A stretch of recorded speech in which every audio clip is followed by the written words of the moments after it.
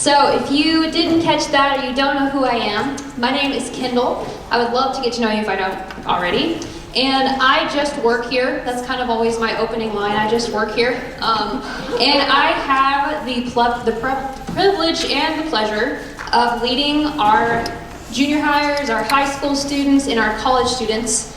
And what would make me feel very much at home is at some point in the evening, if you would kick over your drink, or like throw back a sugar packet, or squirt your neighbor with hand sanitizer. Any of those things would make me feel very comfortable up here.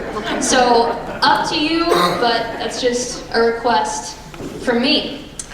So interruptions are kind of par for the course in vocational ministry. I don't know if any of you have ever led a classroom. I was just talking to my friend Cassidy over here, talking about interruptions in a junior high classroom are very much par for the course. It's just kind of how things work.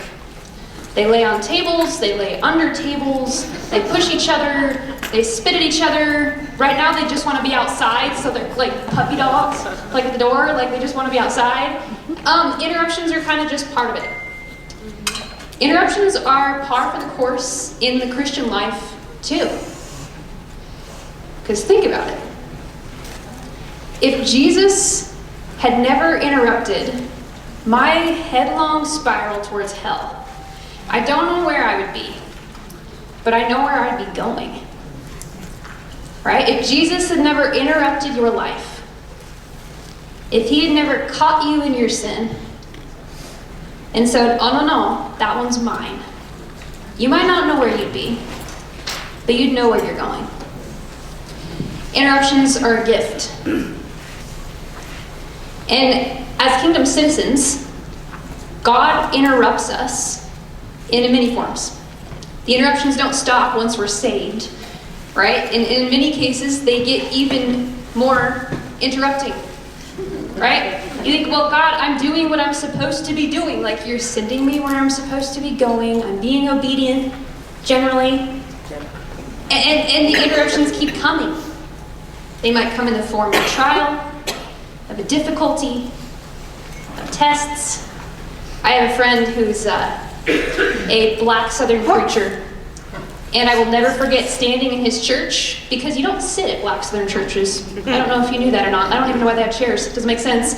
But I remember standing in his church, and he was standing on the edge like this, and he would say, "You cannot have a testimony unless you have a test. Do you want a testimony?" And I was like, I don't know. I don't think so. But he's right.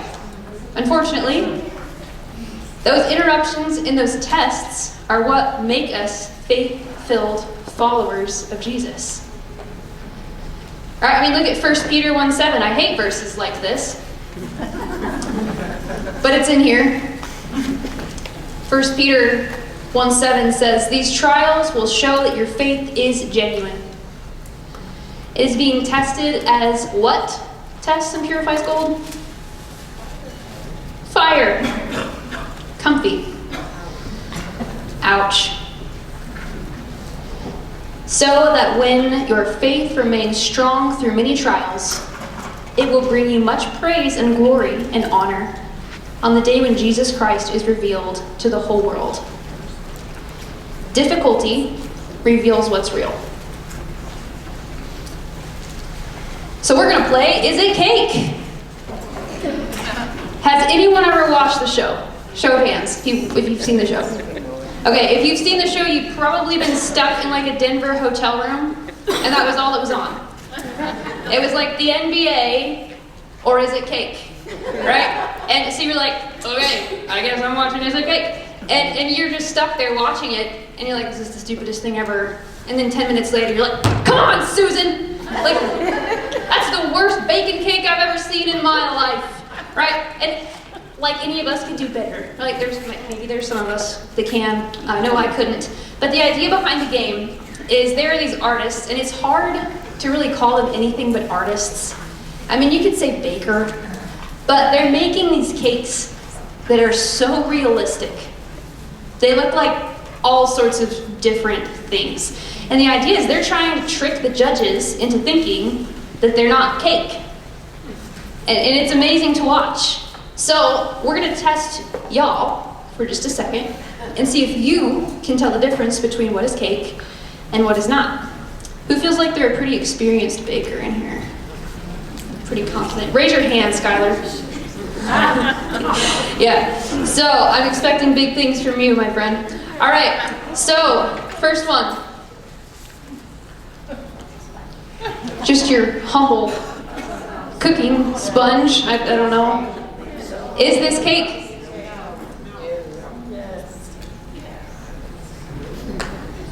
Yes, it is. There are recipes for this all over TikTok, actually. Even down to the foam. That is cake. Fully edible. Humble strawberry. Votes for cake. Votes for that's not cake. Okay. That is cake. Now, I agree that the scale would have given that away. Okay, that's why I erased the background, because that would have been like the biggest strawberry in the history of strawberries. Okay. Next. Cake, not cake. My question is, does it really matter? I want to eat it. It's not cake, but that's okay. I'm not going to discriminate. Cake or not cake?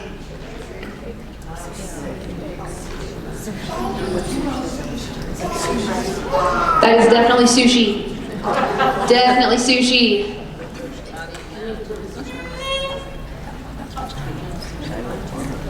It's getting harder.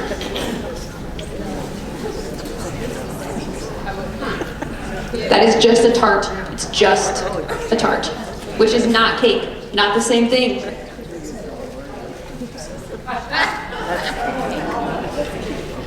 Cake? Cake? Cake? Not cake? Like y'all are idiots, that's a bag of Doritos. It's actually cake. I'm amazed. It's amazing. Artists, I tell you. What do you think? It is, but do you want to eat it? Yeah. Do you want to eat that? I would just be so confused. Just so confused. Watermelon. Cake? Not cake? That is cake. And if it doesn't taste like watermelon, I'm disappointed. Right? It better taste like watermelon. Watermelon? It is indeed actual, real, authentic watermelon.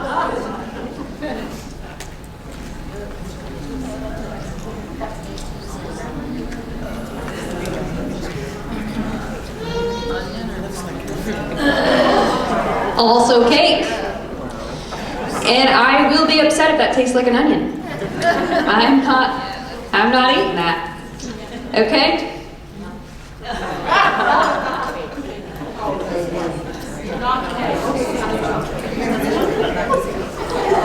Ultra strong. Yes. Yes.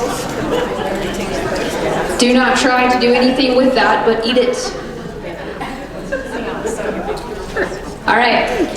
So, a lot of the time, you don't know what's real until you get below the surface and see what's on the inside. Right? I don't like pictures like this very much. I just kind of went online and I was like, Christian, and this is what appeared. Because usually I feel like I have a pretty good cheese detector, you know? I'm like, oh, it's so fake. Like, yeah, it's so fake. But the truth is, nobody knows if this girl is a believer. Like, nobody knows, right? She's got her Bible and she's praying, you know, she's getting her Jesus time in. We don't know. You know, we have no idea. So that's why, can someone grab me a knife real quick? I'm kidding. I'm kidding. We really don't know what's going on the inside until what's on the inside starts to come out. So for us as Christians, what's on the inside matters a lot. And when we face difficulty, when we are cut, when we face trials or the fire, what comes out of us? We freak out on our kids and our friends. Do we stockpile toilet paper? Sorry, sore subject.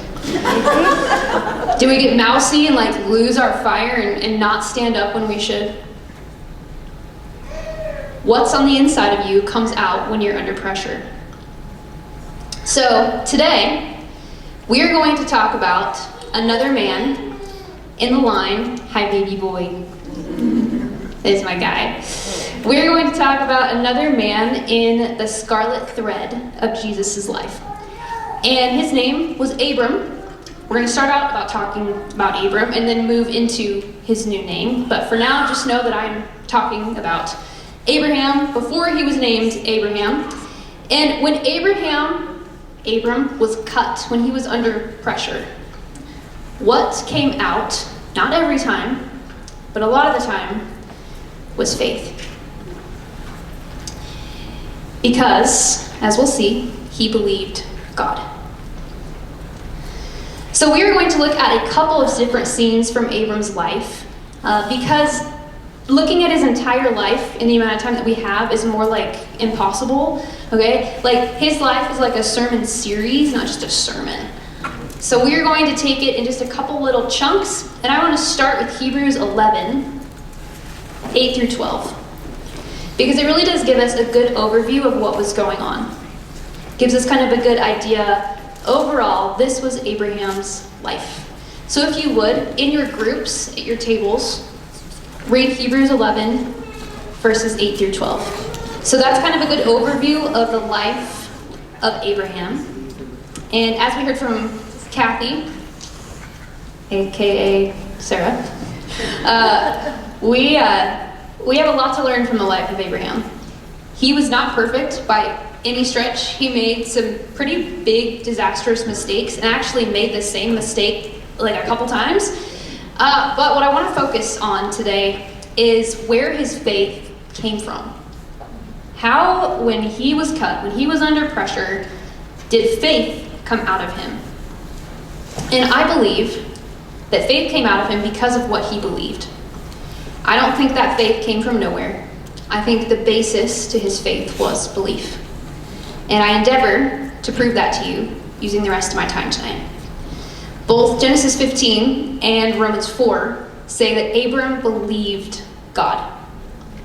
It doesn't say that Abraham believed in God. It says Abraham believed God. Is there a difference? I think there's a big difference, because what the Bible also says is that the demons believe and tremble. So to believe God is to take God at his word. To say, God, I know how you have behaved and I know you.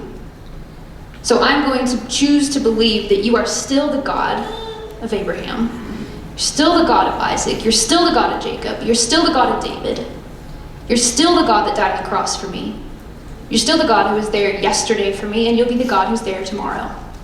That's what it is to believe God, and that's where our faith comes from.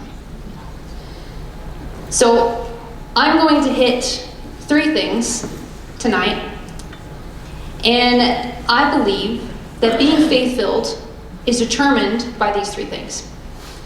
It's determined by believing that he is who he says he is, that he can do what he says he can do, and that you are who he says you are. All right? So, God had made some promises to Abram and his wife Sarai. But, as there often are with promises of God, there are problems in the way. Sarai could not have kids. So I'm going to read for you Genesis 15, 2 through 7. So flip on back to the Old Testament, to Genesis chapter 15.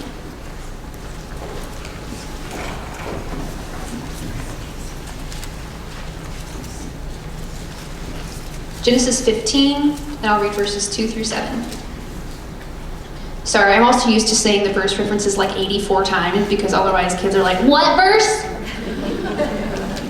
Verse 2. What chapter? 15. But what verse? So, Genesis 15, 2 through 7.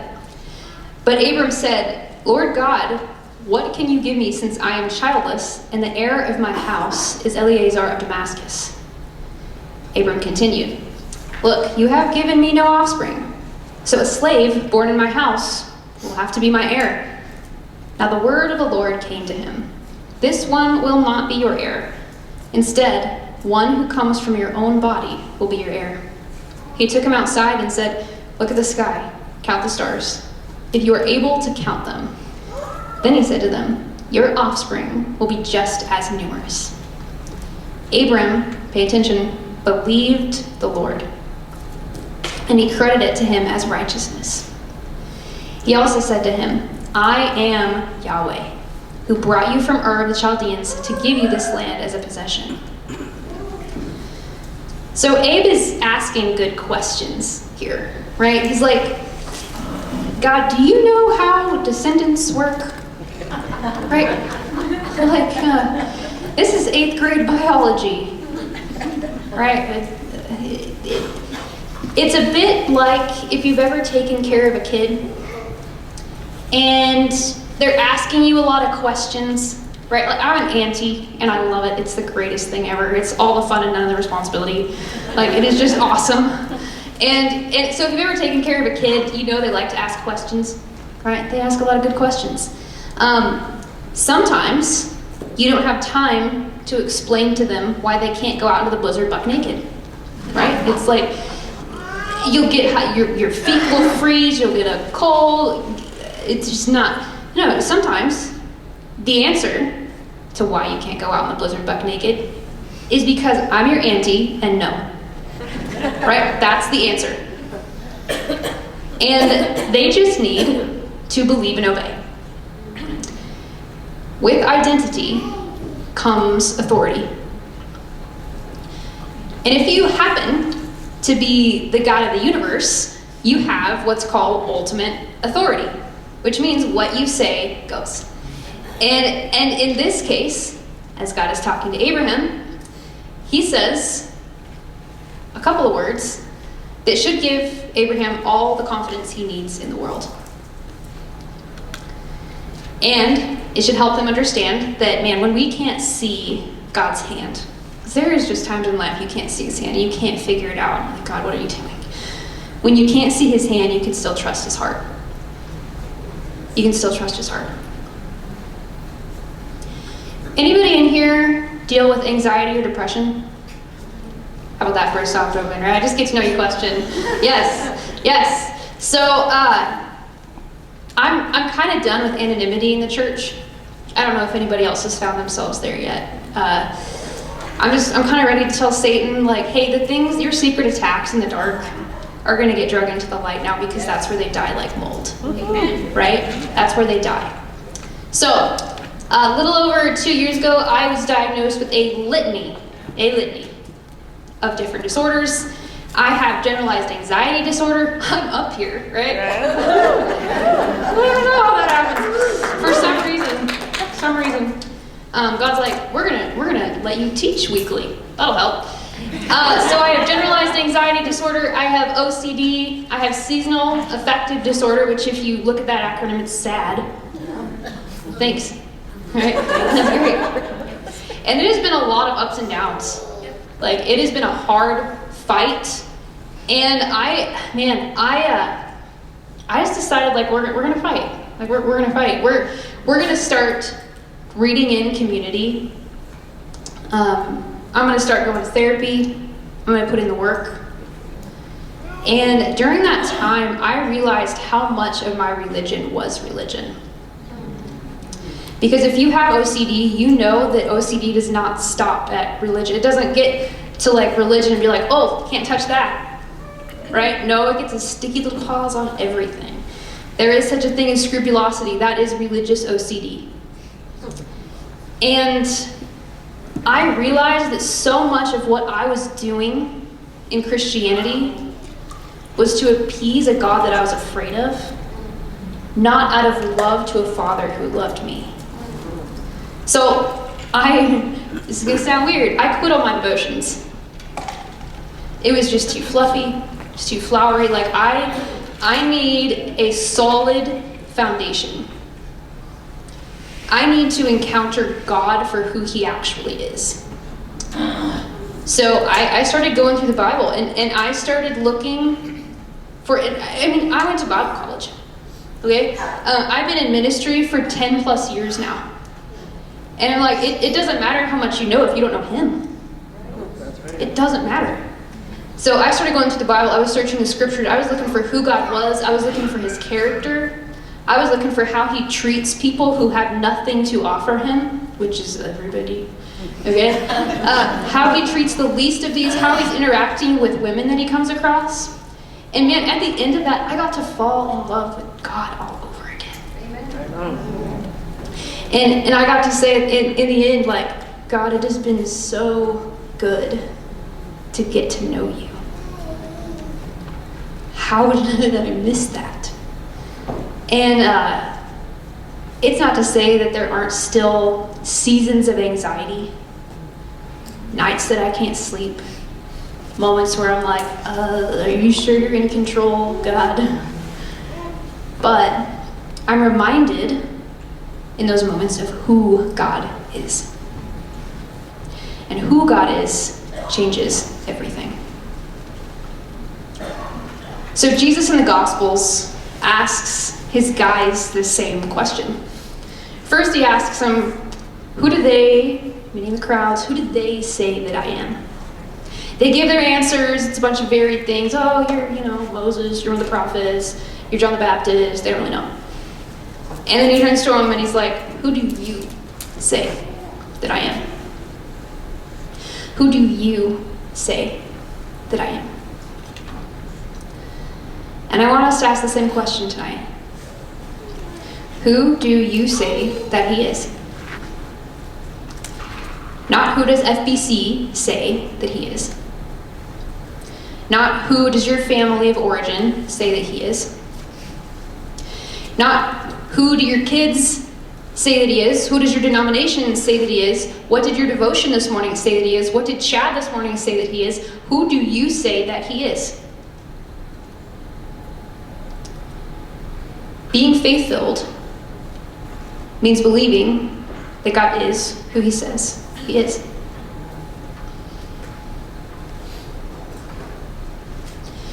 But God is a good God. And he knows we are weak. He knows our hearts. And he doubles down with Abram. And it's a super weird scene. Like, I'm just going to get that out of there right away. Like, it gets weird. Okay? Like, it's about to get very, very strange. God tells Abram, hey, I want you to go get your list out. We're going to write this down. Walmart pickup. Cow, goat, ram, dove, pigeon. And I don't even know what the difference between a pigeon and a dove is, if I'm being honest with you. I thought they were the same thing, okay? It's different, apparently. It's a weird list. And then he says, okay, then you're going to cut them in half.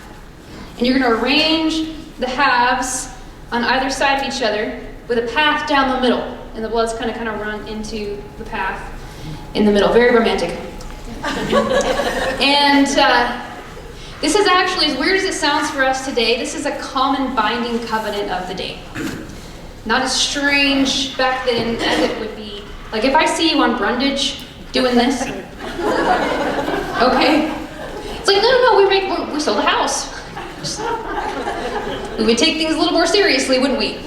But it wasn't uncommon. People would then, together, who were making this covenant with each other, would walk through the halves together.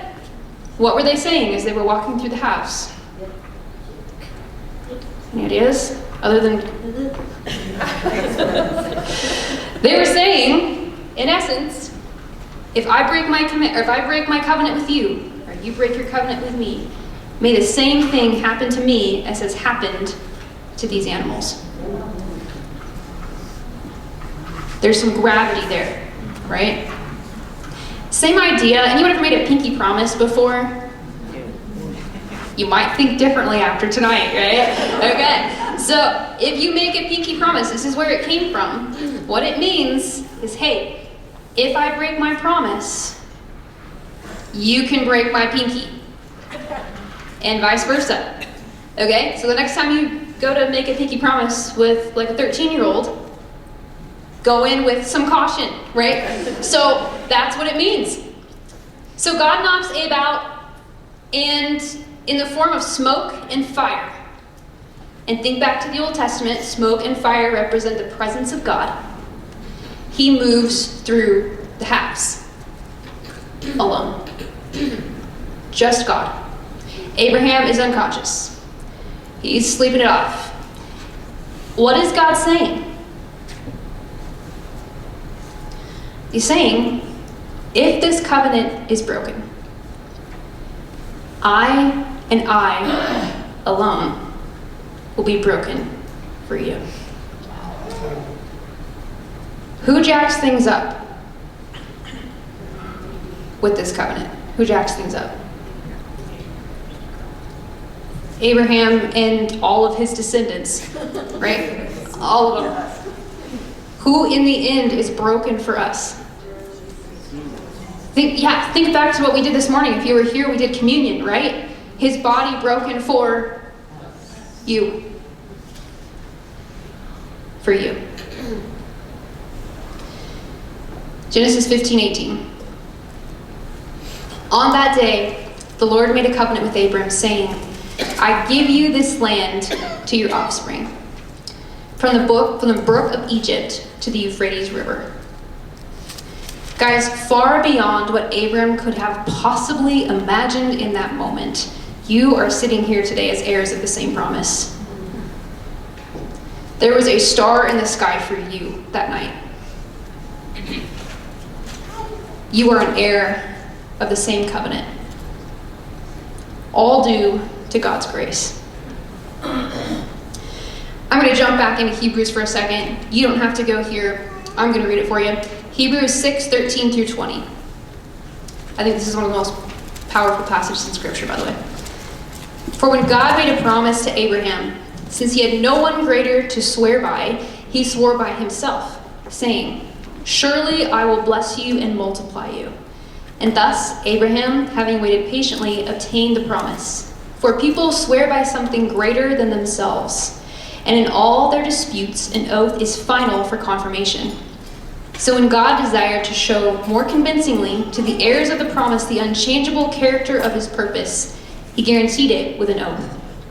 So that by two unchangeable things in which it is impossible for God to lie, we who have fled for refuge might have strong encouragement to hold fast to the hope set before us. We have this as a sure and steadfast anchor of the soul, a hope that enters into the inner place behind the curtain, where Jesus has gone as a forerunner on our behalf, having become a high priest forever in the order of Melchizedek. And now I have to tell you all about Melchizedek. I'm kidding. I'm not going to steal Jeff's thunder. I'm not going to do that. It is really cool, though. And if you're one of my students, you know that Melchizedek is my Bible boyfriend. So, thanks, Deb. But this is what God does. He makes this promise to Abraham, and he makes this promise to you. And then he seals it with his own blood. Broken for you. So being faith-filled means believing that God can do what he says he can do.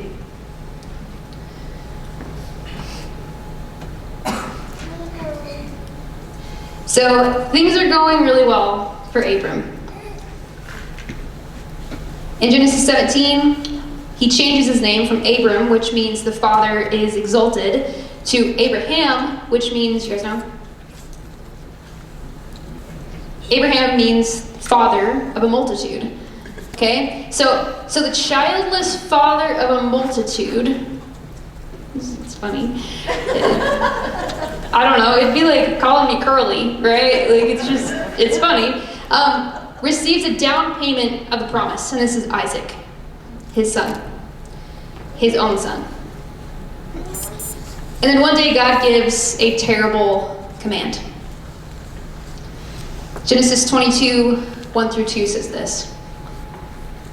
After these things, God tested Abraham and said to him, Abraham. Just think about that for a second. So literally, calling the name that is the promise, Father of a multitude, he answers, "Here I am. Take your son," God said, "your only son Isaac, whom you love. Go to the land of Moriah and offer him there as a burnt offering on one of the mountains I will tell you about." So calling his name, which to us just sounds like Abraham, but to him what he heard was what? Father of a multitude, go kill your son. And again, God, that doesn't make any sense. But because of God's authority, he does it. So he puts wood on his son's back. They hike up a hill together. He restrains his son on the altar. And as he's reaching for the knife to kill his son, the son of the promise, and your only hope at eternity, God calls out the promise once again. Genesis 22:11-14. But the angel of the Lord called to him from heaven and said, "Abraham, Abraham, father of a multitude, father of a multitude." He replied, "Here I am." Then he said, "Do not lay a hand on the boy or do anything to him, for now I know that you fear God, since you have not withheld even your only son from me." Abraham looked up and he saw a ram caught in the thickets by its horns. So Abraham went and took the ram and offered it as a burnt offering in the place of his son. And Abraham named that place, "The Lord will provide." So even to this day it is said, "It will be provided on the mountain of the Lord." It will be provided on the mountain of the Lord. Roughly 2,000 years later, we're getting ready to celebrate this, actually.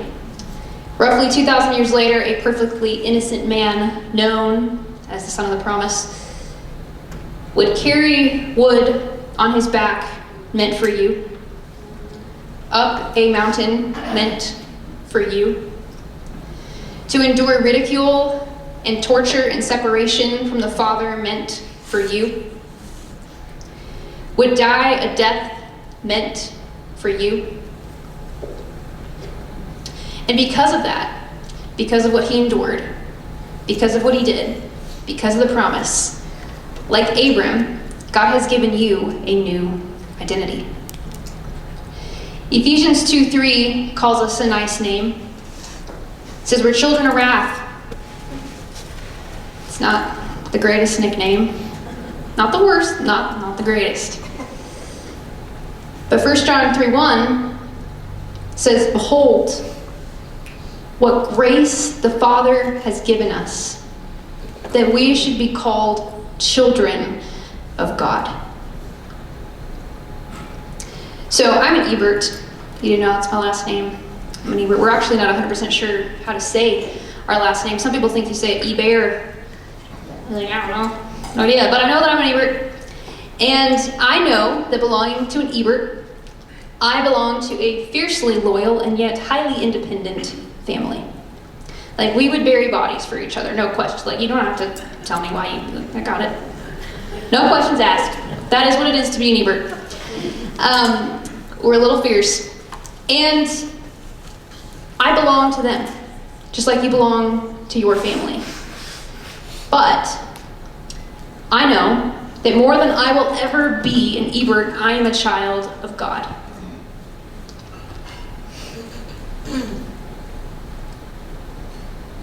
So much of who you are rests in whose you are. Whose you are, if you are a Christ follower, if you are a Christian, is His. You are a child of God.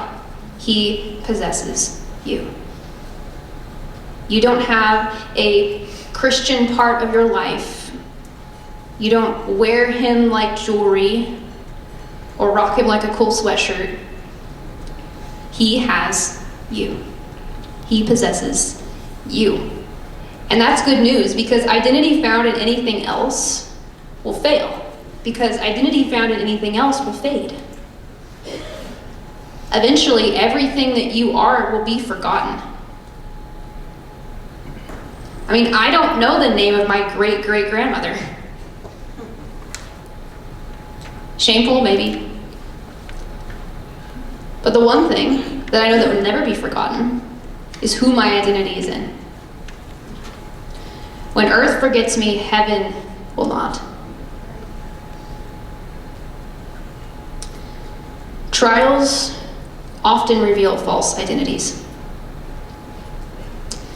I get the pleasure of talking to so many of my students when they have some terrible sports injury and they can't play for the rest of the season. And we get to discover that that might have been what their identity was in. You blow an ACL, you're not going to be great on the track team. Right? You are going to be handing out water bottles for the rest of the season. If that destroys you, it's a red flag. Your identity might have been in how fast you were. You get strep throat, you're not going to do great in the band. If that wrecks you, if you fall apart because you're going to miss practice, guess what? We just discovered an idol in your life. That's true for us too. What would you do if you opened up your banking app tomorrow and you're like, 0? Most of us would flip a table, freak out, call the bank. What if your reaction was, and you went about your day? Maybe you figure it out, maybe you don't. What if you had that security? Because you know who you are. Your identity's not tied to your bank account. False identities are revealed by fire. Being faith-filled means believing that we are who he says we are. Like Abraham, father of many nations, eventually Jesus, who by royal adoption, right? And then eventually, down along the line, on the family tree, you. So the question then is do you believe God? I don't ask people if they believe in God anymore. I ask them, hey, do you know him? Do you know God? More specifically, and we're going to talk about this in our groups. Do you believe that God is who he says he is? That he can do what he says he can do? And that you are who he says you are? I'm going to pray for your groups right now. And then, I don't know, Joy, do we have anything else before that? They're going to do a song. Oh yes, I forgot about the song, yep. Then we're going to sing a song that I actually requested. All right, so excited. Jesus, you are such a good God. Lord, you are the one who walked through the animals. You took the sacrifice meant for us. You gave your life so that we might become children of God. God, there will be times I know that we will be tempted to maybe believe in you, but struggle to believe you.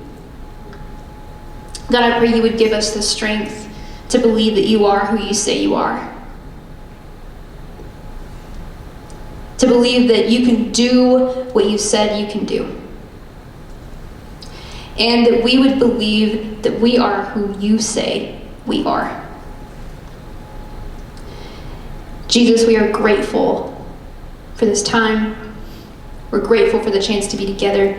Lord, I pray for open, honest conversations in groups today. I pray that there would be women here that would be released of burdens tonight, that would find out that they're not actually alone, that they came in here thinking that they were alone in the world, and they'd find out that's not true. God, I pray that you would break down lies. Pray that the strongholds of the enemy would be revealed. Pray all this in your perfect, beautiful name. Amen.